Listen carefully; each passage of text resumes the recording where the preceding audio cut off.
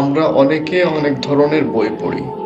কিন্তু আমরা কি কখনো নবী সাল্লাল্লাহু আলাইহি ওয়াসাল্লামের জীবনী গ্রন্থ পড়ে দেখেছি?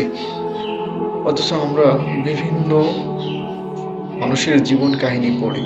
বিভিন্ন মানুষের মন থেকে কথাগুলো পড়ার চেষ্টা করি। কিন্তু নবী সাল্লাল্লাহু আলাইহি ওয়াসাল্লামের জীবনে ঘটে যাওয়া বিষয়বস্তু কি আমরা জানতে পারছি?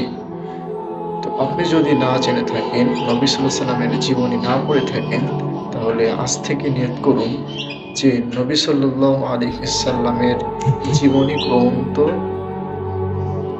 পড়ব। আপনারা অনেকেই জানেন যে নবী সাল্লাল্লাহু আলাইহি সাল্লামের জীবনী গ্রন্থকে সিরাতের কিতাব বলা হয়। তো সিরাতের কিতাব একাধিক থাকলেও এর মধ্যে সবথেকে বেস্ট যে সবথেকে সেরা গ্রন্থ বলা যায়, যে বইটি শত শত গ্রন্থের মধ্যে ১ম স্থান অধিকার করেছে, সে বইটি হচ্ছে আর রাহিকুল মাকতুম।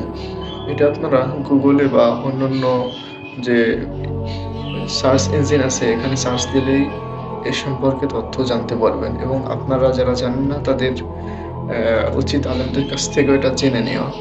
তো আর রাহিকুল মাকতুম যদি পড়েন তাহলে নবী সাল্লাল্লাহু আলাইহি সাল্লামের আদর্শের প্রতি আপনার ভালোবাসা বৃদ্ধি পাবে।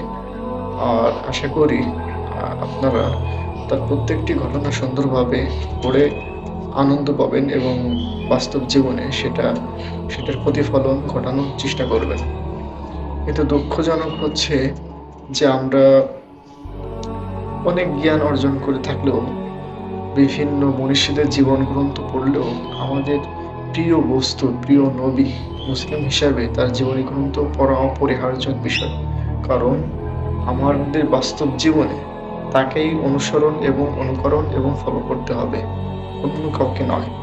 যেহেতু তাকে ফলো করতে হবে, তাহলে তাদের আদর্শ সম্পর্কে আমরা যদি না জানি, তাহলে কিভাবে তাকে ফলো করব? তার উম্মত হব।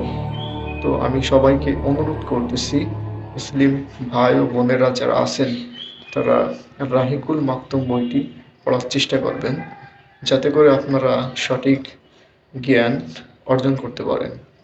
আল্লাহ তাআলা আমাদেরকে তৌফিক দান করুক। আমিন।